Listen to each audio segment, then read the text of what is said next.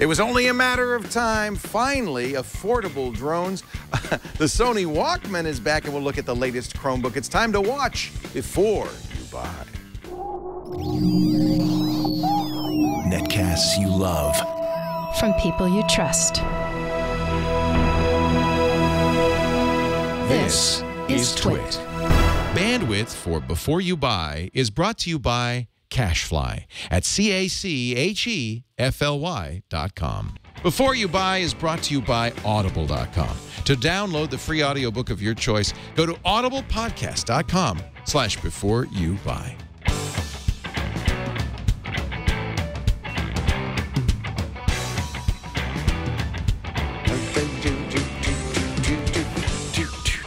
Look at this, my smartphone, my Sony Walkman. The Walkman's back, baby. Hi, welcome to Before You Buy, the product review show where we get the latest and greatest stuff, give it to our Twit staff, and get a sense of what they think of it. Maybe, I don't know, 6 months ago, I reviewed a product called the Transporter, the File Transporter. It was early days, and I didn't like it. And I said the software makes it so confusing, I just can't recommend it. Well, since I've started using it, they've improved the software a lot, and they've come up with some new form factors. Chad Johnson has the latest from the File Transporter, the Transporter Sync. The Transporter Sync. So what the Transporter Sync allows you to do is plug in a USB drive to the transporter network that you already have. So I'm sorry, turning the sync over so you can see. That's a USB cord, plug it in the back of it. This crazy drive right here is probably not what you're going to have at home. This is just what I use. I just bought a at my house. You know, a portable USB drive. Exactly. Plugged it in. I have a couple of terabytes. Any of the Western Digital Passport, any USB drive that is powered by USB or USB 2. It doesn't need 3. It doesn't need 3, but it will read 3. So anyway, I just want to mention that this looks insane. Yeah, I know you look crazy, but that's the best you could do. But this is me being crazy because I like to pull out drives. There's some writing on it. It's a dead drive. It's not dead. See, I crossed it out. It's not dead yet. It's not quite dead yet. But so, this and means then, does that have Wi-Fi, or is it only wired? Only wired. Okay. Only wired. So it has a gigabit Ethernet plug on the back, and then, of course, your power as well. So you got power, gigabit Ethernet, and your USB. It's a fairly light device, and then along the edge you have an LED light. This is a status light. They give you a tiny little card to let you know what each of these mean. So if it's blinking between blue and green, it means that it's formatting the drive, or if it's blinking a specific color, it's lost its internet connection, something like that. Or it even will blink to tell you that your drive is full and that you've run out of space. Now, if you're not familiar with the Transporter products, what they are is a private cloud. Like you would have Dropbox or SkyDrive or Google Drive even. These are all cloud drives where you can save something to them, and then it will be available across all of your devices. Now, when you're doing it with one of the competitors to Transporter, you're saving it onto their servers, Google, Dropbox, or Microsoft. So there's a little bit of a security risk in that, and then all your data is given to them. Transporter is the solution to that problem. By buying a device, you have basically signed up to use their software so that you can add your own hard drives and use your own internet and your own storage at your own homes or locations to create your own network of cloud for yourself. And it works really well. It means that it's also nice because there's no monthly fee. And especially with the Transporter Sync, if you just happen to have a hard drive already lying around, you don't even have to spend the extra money for the other Transporter products, which include drives or something like that. So the Transporter Sync is $100. So it's basically $100 to add an extra node to your Transporter or to start your Transporter system up. Now there's software across basically all of the different platforms: Mac, PC, Android, iOS. which is great. On iOS specifically, or on Android and iOS specifically, they offer really cool services like mobile upload, where it'll upload all the photos that you've taken automatically, so you have a backup of those precious memories, which is really, really nice. Leo mentioned that the software was a little bit confusing in the past, and I got to say they've really worked on it, and it's very simple now. If you're familiar with Dropbox, and I'll mention Dropbox because it's the largest person in the space, it works basically the same, where you have a folder that is the folder that's going to be synced into your network, and anything you add to that will be now copied over to this hard drive that's connected to the Transporter Sync or whichever Transporter product you have. There's another feature that they call the Transporter Library, and with the library, instead of basically cloning all of your data across all of the hard drives that you have, it's only going to add it to the cloud. So if you have basically think of the library as an archive. If you don't need to get at that data all the time, but you want to keep it in a secure place. So it would be perfect for photos that are really old that you want archived, but you're not really going to be looking at them every single day. Other than that, everything gets cloned across all of the different devices. So that's basically it for the Transporter Sync. Does not include that hard drive. Does not include this hard drive. Just to be clear, you have to buy a hard drive. Yeah, this is just saying, yes, it's connected to something. Taking this out of the equation, the Transporter Sync is really what you're buying here. And it's just a little puck. Yeah. So the other thing that's good about that is if you have more than one transporter, for instance, I have that at home, the old transporter here, they will sync with each other. So now you have off-site backup, more than one copy. And that's real. I feel like that's great peace of mind. It's amazing peace of mind to really... It takes a while to, I have 2 terabytes. Yes. So it takes a while, but now my stuff's everywhere. I got to say, I'll cover in the pros and cons, but the fact that you're not using anyone else's bandwidth, you're only using your own. Just yours. It's secure, uses SSL for the transport. The file format is unique, so you can't take that drive out and look at it on some other thing. So, that's a little weird, negative. Right. So the pros are the I'm going to say that it's secure. That it uses your own drives, so if you're a person who has a lot of drives laying around, it'll cost you very little, and that there's no monthly cost. Love that. On the cons, I did have a little bit of crashiness with the iOS app, but we reinstalled. We did this actually live, and it works. It works fine. Now, it could be a con, it might not be a con, is that it uses your own internet speed, which means if you have caps at your house, this could be a con. It also reformats your disk.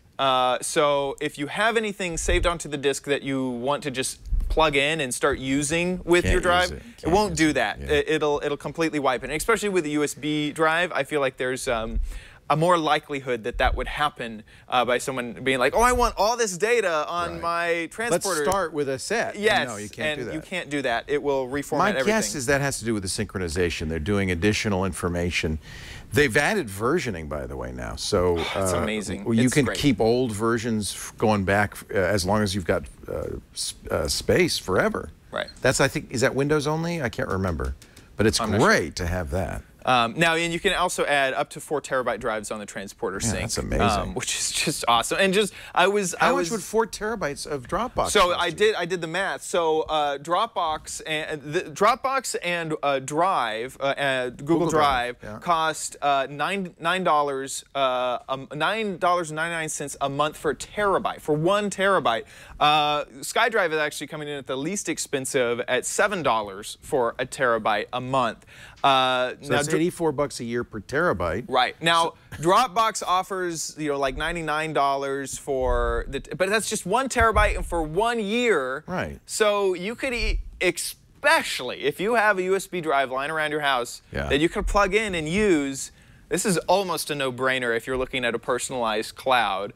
Even if you have to go out and buy one, in the long run, you aren't spending the cost of having Dropbox or Google maintain it, and you're getting a really good deal. So buy, try, don't buy for the Transporter Sync, coming in at $99. It's going to be a very big buy. Good. I really, really like it. And I want more, because exactly what you were mentioning about putting it in other places. I love it.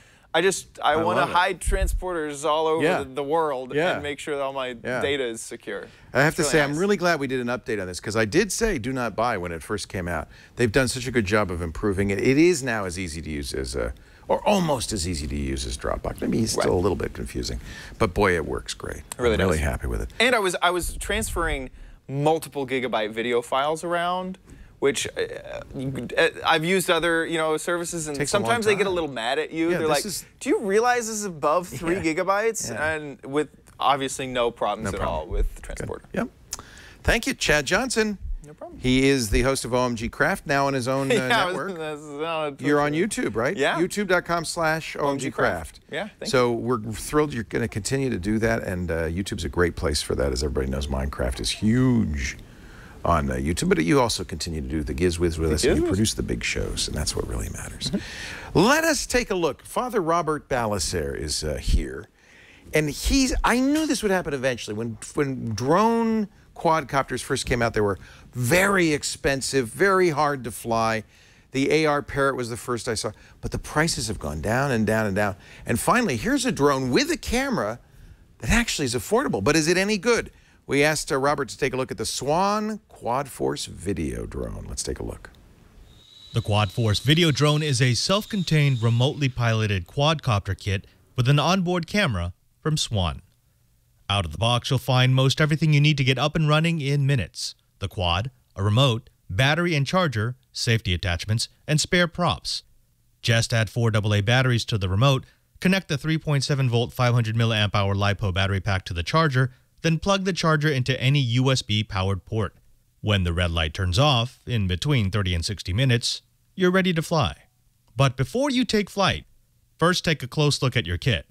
The Quad Force measures 10 inches diagonally and uses 2 sets of counter-rotating 5¼ inch props. The props are turned by 4 in-running motors.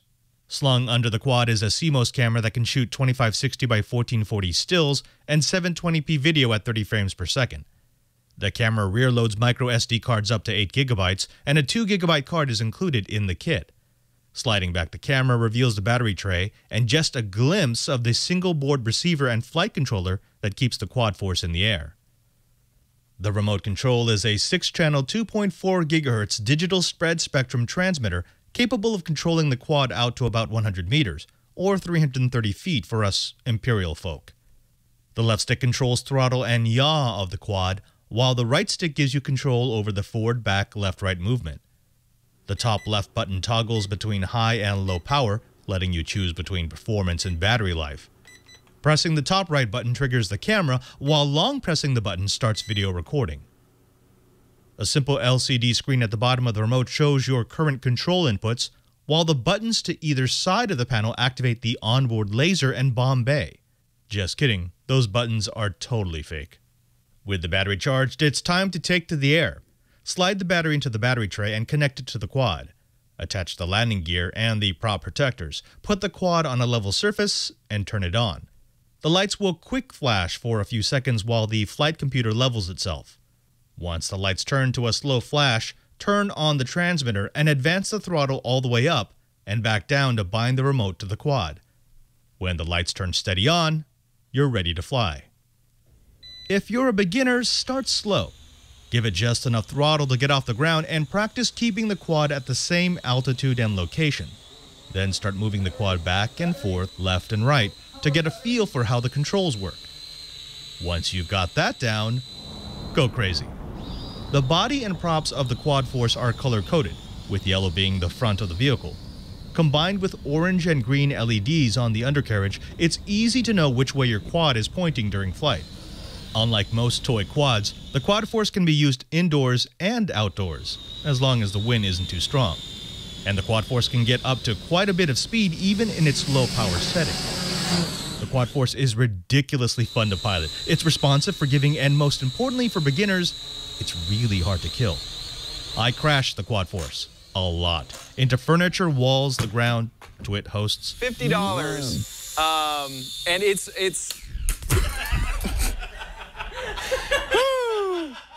and more than its share of trees. Oh no! Oh no! Not only is our review unit still running, but I haven't even had to replace the props. The standard battery will give you about 8 minutes of flight, but I was able to squeeze an extended battery into the tray for an additional 3 minutes. Also, the onboard camera is absolutely horrible. At everything. Stills were blurry, the lens wasn't wide enough, and it's pointing in the wrong direction to see anything interesting. But I found that to be an advantage, because removing the camera and the prop guards bought me an additional 3 minutes of flight, giving me 15 minutes or so of quad awesomeness. In all, the Swan Quad Force video drone is an affordable, durable, easy-to-use platform for those who want to feel what it's like to fly a real quad, while not paying much more than you would for a toy. Wood. That is so cool, Robert Balacer, Father Robert. So, if you take the camera off, can you put a better camera on? You could, but I mean, it doesn't support all that much weight. Doesn't have that much. It really doesn't have. And even if you could put a better camera on, it's such a shaky platform that you wouldn't really get great video or still. So this isn't like the camera quadcopters that we've seen. No. You're not going to get those great, aerial views. This is just, but it is good for learning, I guess. Yeah, the video is sort of an afterthought, but I mean, I'm building for know-how right now. I'm building the full-size quadcopters. This is really close to how those fly. So if you wanted to learn how to fly a quadcopter, you get this versus those toys, which are actually sometimes more expensive than this, which you can only fly indoors, and they only really go up and down. Just remarkable. Yeah. So pros and cons. On the pros, crazy fun. Crazy. I just cannot stress enough how much fun It looked like it it. is. We saw that on the video. We've been playing with this thing constantly for a month. Also incredibly durable. I actually crashed this thing into the side of a building, the third-floor building. It fell all the way down onto its props, and nothing happened. It dinged it up a little bit. That's it. And you hit several priests in the home. I thought. But you didn't see that one with the shot zooming past me. There was actually a piece behind me, and so the very next thing you hear after the zoom is Heavenly Father. Also, $50 after rebates. That's an amazing great price. Are the rebates available everywhere? I mean, you should shop around for this. You got to shop around. So like Fry's has it for $70 with a $10 rebate. I found it online for $70 with a $20 rebate. Okay. Yeah, it's just a really nice way to learn how to fly a quad. On the con side, first thing is the camera. I mean, they might as well not have put the camera. Yeah. Although it doesn't cost that much, and you can get decent shots as long as you're outside in absolutely no wind. And the other thing is the trim controls. If you've been flying for a while, you know the trim's important. Useless. Trim controls, they don't do anything. I love it that these buttons don't do anything too. They just put fake buttons. Does the LCD do anything? Oh yeah, so you can see how what you're kind doing. of input that you're giving to it with that. Oh, sorry if I scared you there. Actually, also this, yeah. So looking at this, if I was going to give this a try, a buy, or don't buy, this is one of these products that is definitely a buy. It's almost a must buy. Just don't think that you're using it for camera. I love how you throw it. I've never seen anybody just throw a drone and it flies. That's so the cool. flight control computer is enough. It's powerful enough that it will level itself. It says, "Oh, I know what's going on. You're torturing me." Do you believe it? Sony still makes a Walkman. By the way, Father Robert Balacer, host of This Week in Enterprise Tech, Coding 101, and Know-How on this network, and we just love him. I remember buying my first Walkman at Macy's. It was a cassette player, had headphones, it had a microphone button, but that wasn't anything fancy. It just turned off the sound so somebody could talk to you. And it was really expensive. I think like $500 for my first Walkman. But that was, I hate to say it, like 30 years ago. What is the new Walkman like? Well, we gave it to Tanya Hall, who produces this show and is also the host of Marketing Mavericks, and she gave us this review. Hi, I'm Tanya Hall, the host of Marketing Mavericks here on Twit TV, and I'm going to review a product from Sony. It is the Sony NWZ A17 Walkman. Yep, that's right. I said Walkman. And I tell you what, it is actually pretty cool. I mean, it's been a while since we've seen Walkmans, but this one is a little bit different. It's a high-res audio listening device, which isn't exactly anything that's out there right now that's like this. So it really is appealing to the music fan that's into high-res audio. It's better than CD quality music. It's at 192 kilohertz or 24-bit. It's something that you're not going to be able to just listen to an MP3 player or your phone. In fact, I would say most of us probably listen to music now on mobile devices, and this is Sony's attempt to give you the high-res version of that same experience. So the device does a lot of different things that are the similar things that you would find on like an MP3 player or other mobile devices. It's got FM radio, photos, videos. You can listen to podcasts like This Week in Tech or maybe Marketing Mavericks. You can see here the menu is pretty simple. There's a video on the display. The sound quality, I have to say, is pretty amazing. You can actually hear the breaks between instruments. It's a really interesting experience. It does have Bluetooth capability, but candidly, if you're interested in using NFC or Bluetooth, it's not going to pay off because, again, this is high res and you're not going to get that high res quality. It comes with 64 gigabytes of storage, but it also has a place for a micro SD card, and you can add another 128 gigabytes of memory. So you're going to need that for these high-res file sizes. The amount of hours that you're going to get on this is, if you're listening to, I don't know, like lower end, like MP3 type music, they say you can get 50 hours. But if you're listening to high resolution, it's probably going to be maybe closer to around 30 hours. And it is pretty easy to charge. It does come with a charging cable, and it was fairly quickly I charged it. So let's talk about pros and cons. The pros are it's got great sound, and you can actually hear, like I said, the space between instruments. I loved the music with this. It really didn't want to take off my headset. But you know, there are some cons too. Price, it's $299. That's pretty expensive. So if you've got a way to listen to music, or you maybe use an MP3 or you use your phone, that might be a better solution for you. I wouldn't buy this just for listening to podcasts or FM radio or some of the other added features. I would get this for music only. And you're going to need headphones that are going to accommodate the high resolution. So that's going to be another added expense. It also doesn't have Wi-Fi, and it's not a touchscreen, which I think is kind of a miss, but that could be coming. So I would say that if you're interested in really refined listening quality with music, or you know somebody who is and you're looking for a gift idea, it is a Walkman. So there's kind of the nostalgia in that. At 35 years, I think Sony's trying to make a comeback with their Walkman device, but I would say it is a buy. I'm Tanya Hall, and this has been the review of the Sony Walkman NWZ A17. So $299, Tanya loved it. Now, I have to say that that sounds like a lot, but the Pono player, which is what really started this high-res music trend from Neil Young, is $400. Mine should come any day now. I'll do a review on the show when the Pono comes. Same idea though. You know, maybe the Pono's better because it might use higher quality components, particularly the digital to audio or analog converter, the DAC.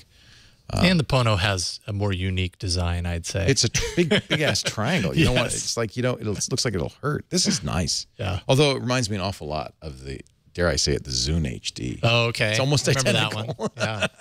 Anyway, thank you, Tanya Hall, Marketing Mavericks. And now Jason Howell is here. He's the host of All About Android, produces TNT. You're going to help me out Monday, Wednesday, and Friday. I'm hosting TNT. Monday, Tuesday, and Wednesday. Monday, oh God. So he helped already. See? That's what I'm here for. Isn't he great? Monday, Tuesday, Wednesday. I believe those Because are your Mike is days, taking and a I week think- off. He's going to Jordan That's right. to complete the process of marrying off his son. I'm pretty sure he hasn't taken any time off since he started at the beginning Not of the at year. all. So And this may be the last he's time off kinda he ever due. takes. Yeah. Well, and that's why I volunteered. I actually said, because we were saying, well, who should? I said, I'll do it. Right. Now I really regret it. I'm Don't worry, scared I'll to take death. care of you. Will you? Yeah. Yeah. Carson and I together, we can I have make this happen. never hosted TNT. This is exciting.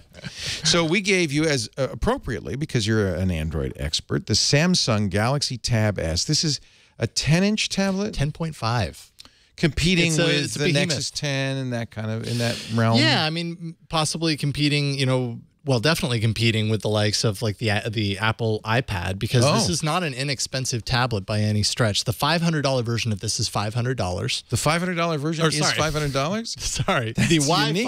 only. All right, just like the iPad. It's the There we same go. price as the iPad. Yeah, exactly. If you want LTE, this is running on Sprint's LTE network. This is $649. Okay. On Sprint. So and that's with how much memory? Storage? And this right here is 16 gigs of 16, storage so it's with not a a lot. micro SD expandable So slot. it sounds like they actually tried to hit Apple's price exactly. That's kind of what they're doing here, and that's absolutely what this is attempting to compete against.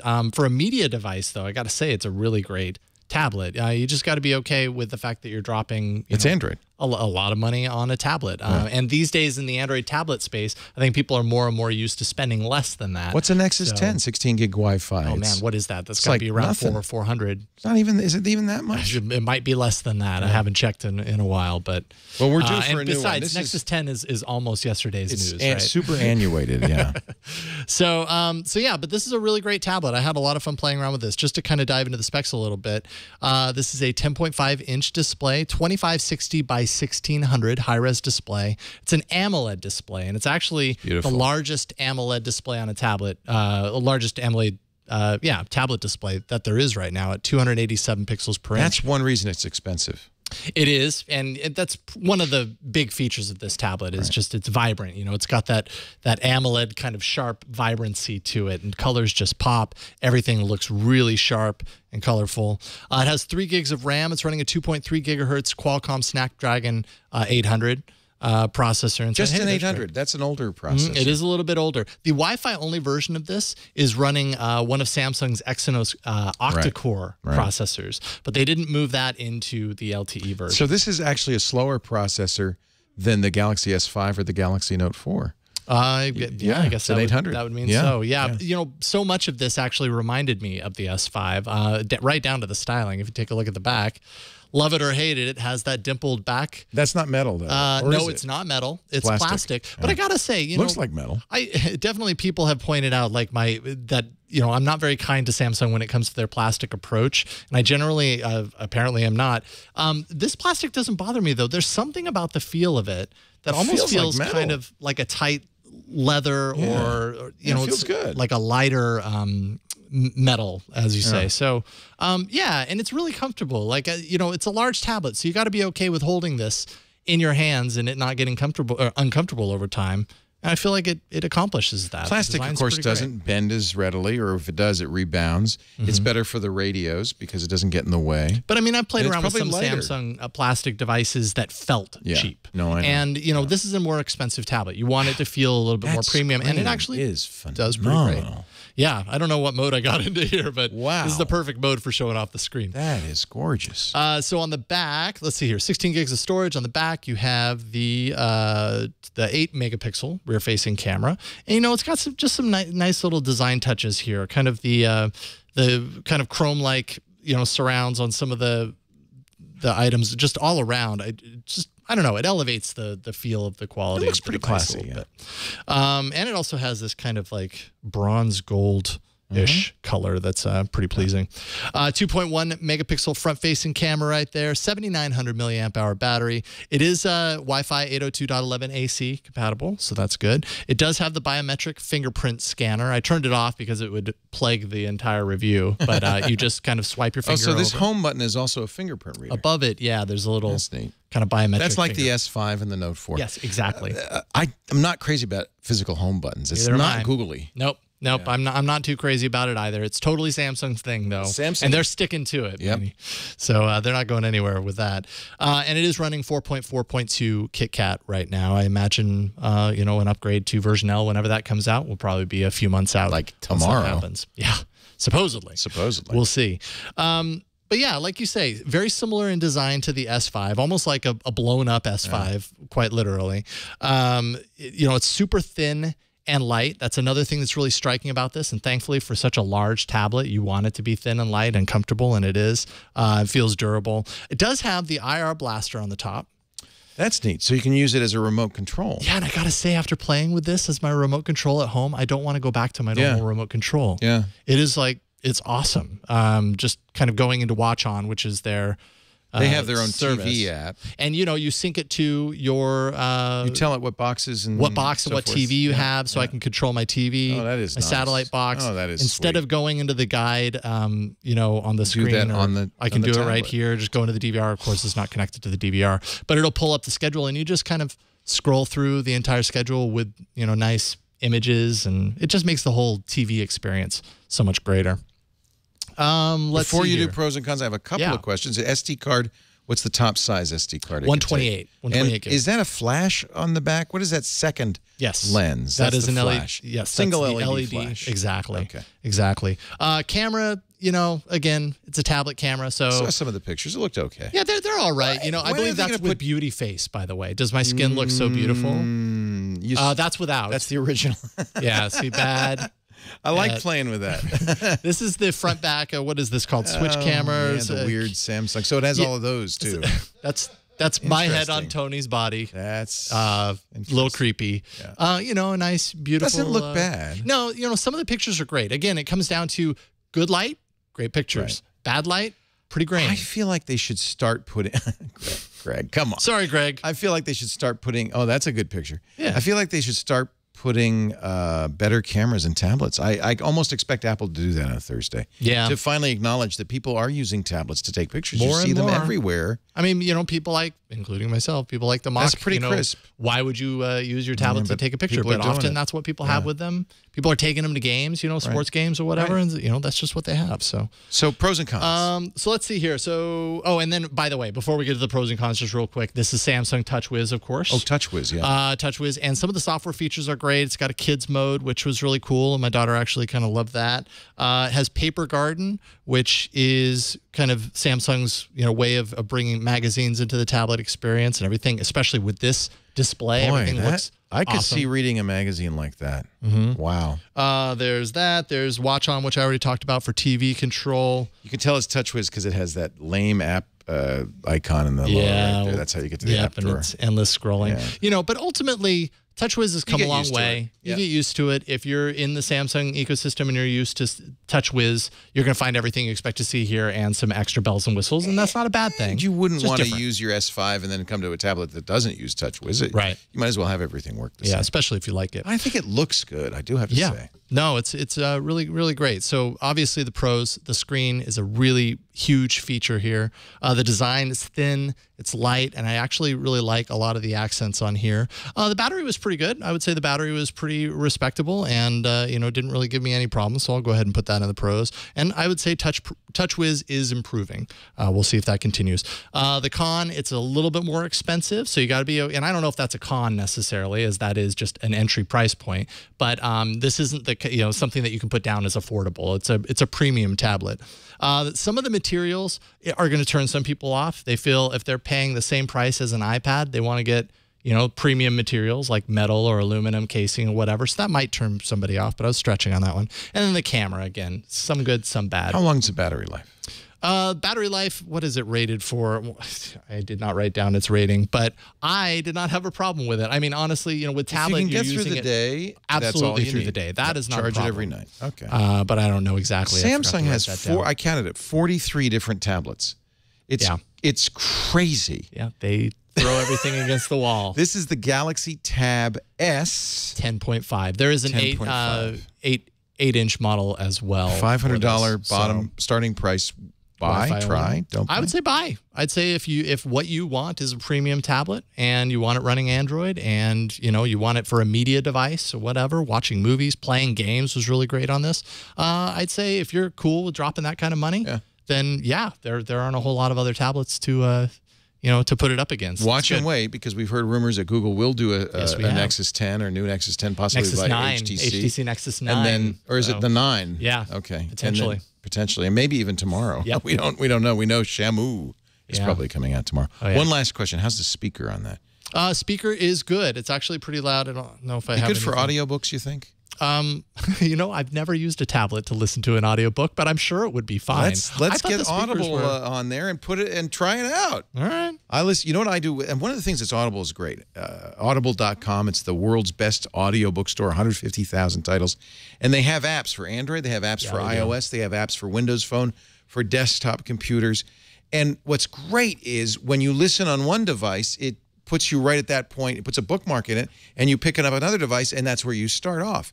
In fact, if you have the Kindle app on there, because Amazon owns Audible, You can also buy the text of many books, and using WhisperSync, you can read. I was doing that with the Goldfish, reading it on the tablet, and then picking up the audiobook when I got in the car, right at the same spot. That is pretty awesome. Audiblepodcast.com/before you buy. We've got a special deal for you. Your first book is free. You're going to sign up if you go to audiblepodcast.com/before you buy for the gold account. That's the book a month club. Your first month is free, though. You cancel anytime in the first 30 days. You pay nothing. You'll also get the daily digest of the New York Times or the Wall Street Journal. And, you know, I think that's a great thing to have on your tablet. You can put it on your phone and your tablet and then listen and pick up wherever you are. I'm a huge fan. I want you to try it today. Audiblepodcast.com. Do you listen to audiobooks on Audible? I have an Audible subscription. I have for almost 4 years now, and I'm always listening to a book. Right now I'm listening to Paul Stanley's autobiography of Kiss. Yeah. I'm a big... He was the kitty cat, right? Was he the kitty cat? Is he the kitty cat or is he the star child? I can't even remember. I was never even a huge Kiss fan, to be honest, but I will listen to those books anyways. I'm a huge fan of the music, like rock autobiographies I just listened to Graham Nash's. Yes, I'm listening to the Beatles biography, Tune In. I love the same thing. I love biographies, fiction, nonfiction. Yeah. Look, I want to Audible all night and listen to Boogie Woogie every day. That's what Is that a Kiss song? There he is. He's the Star Child. Star Child. He's Star Child. Star Child. And it's read in he's reading his own book, so it's really good. And then I told Gene, put your tongue back in your mouth and get on stage.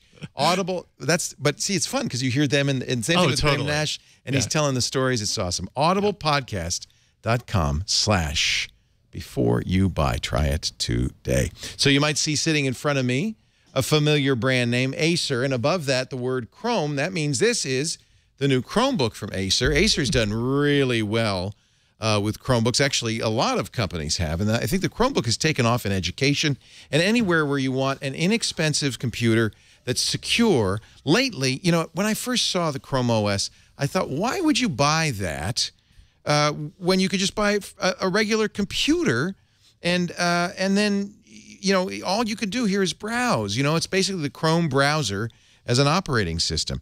They have a little start menu here. In fact, as Microsoft's abandoned it, Google's brought it back with all the apps on here, including, you see, the Kindle app and SoundCloud, and Evernote has a great app.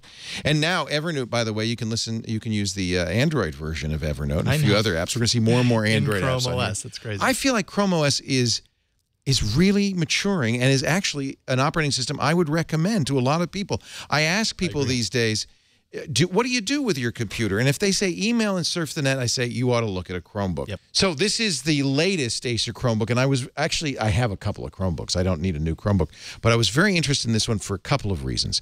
First of all, 1080p screen. Not a touch screen, which is a little disappointing, but a very high-res screen, which is great if you're going to watch Netflix on this, which you can. It's a little tough to use for me with my bad eyesight, but it looks a little flat, almost like... You know, the viewing angle is not great. So tilt it. That's one negative. Sitting in front of a laptop, right? So often, and you can use Chrome. You can make the text bigger. So I don't think that's a real worry. But it's nice to have that kind of resolution. The other thing that was very interesting is this is the first Chromebook to use the new NVIDIA Tegra K1 processor. This is a very fast quad-core processor. It's an ARM processor, and that's a little bit of a departure for Chrome OS. Chrome OS will run on Intel, in fact, mostly does, but will also run on ARM. And they've loaded this one up. It's a quad-core 2.1 gigahertz processor, 192 CUDA cores in the GPU. I mean, this is a very powerful system. They put 30. Now you can get your choice, but I got the high-end one, which is 4 gigs of RAM. 30. By the way, really important, I think, in Chrome OS to get 4 gigs of RAM. Don't cheap out and get 2. Because you think that you're just doing web browsing and you don't need that much memory, but honestly, you need it. You'll fill it up. It also has 32 gig storage, which is twice as much as typical, plus 802.11 AC, which I really like. If you have an AC router, you're going to get much higher Wi-Fi speeds. 2 USB 3 ports, which is really great. A full-size HDMI port. That's kind of nice because then you hook it up to your TV without a special cable. And, of course, the usual microphone and headphone slot. So 1080p screen, K1 processor, makes this a very nice, very cool, very thin. It's only 3 pounds, lightweight Chromebook. It is good battery life. I was hoping for better because we're running a 1080p screen. Acer's only rating it for 11 hours. I'm getting between 8, 9, and 10 hours. You know what? That's plenty for a laptop. I'm not going to complain. This is a nice machine. It's kind of closer to the mid-range machines that we have been looking for in Chromebooks. Not the really cheap ones, but not the Pixel, the Google Pixel, which is $1,200. This is $379 as equipped on Amazon, which I think is a very nice price for a very usable computer. Now, the pros are, of course, 4 gigs of RAM, 1080p, that new K1 giving it great battery life. But the cons, it's not a touch screen. You can get touch screens now, and I think touch actually in some cases works quite well on a Chromebook. It's not like Windows 8.1. It's not a necessity, but it's nice to have it. But I find reasons to use it. Yeah, exactly, for scrolling and things like that. Also, something to be aware of, because this is an ARM architecture, not an Intel architecture, there are a very few Chrome extensions that actually don't work. They're designed to run with Intel, and some of the low-level stuff won't work on ARM. Bastion didn't work for me. It's mostly games, things like that. I'm sure as more and more of these K1 processors come out, you'll see, for Chromebooks, you'll see that fixed. Also, this is not the 64-bit version of this processor. It's the 32-bit. There will be a new Acer 13-inch Chromebook with a 64-bit processor sometime soon. I think this is a great, inexpensive notebook with a lot of high-end features. I have to say it's definitely a buy, but it's kind of among equals. The Acer C720 is also excellent. HP, Dell, many others make excellent Chromebooks. It isn't the perfect mid-range Chromebook I've been looking for quite yet, but still, it's just beautiful. Thin, light, and for a lot of people, all the computer you need. So a buy if you're in the market for a Chromebook. Excellent. Thank you very much, everybody. I want to thank all of our reviewers, Chad Johnson and Father Robert Ballas, Tanya Hall, Jason Howell. Thanks to you two for joining us. We do this show every Tuesday right after Security Now. If you can tune in, we'd love it. But if not, don't worry.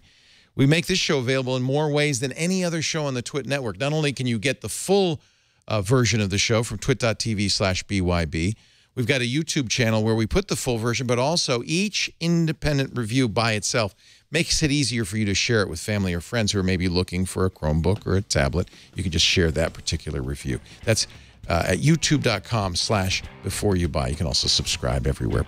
Netcasts are aggregated. You'll find us everywhere. Just search for the Twit Network or Before You Buy. Thanks for joining us. If you have a product you'd like us to review, email byb@twit.tv. And before we leave you, there's one thing I'd like you to remember. You gotta watch before you buy. We'll see you next week. Bye-bye.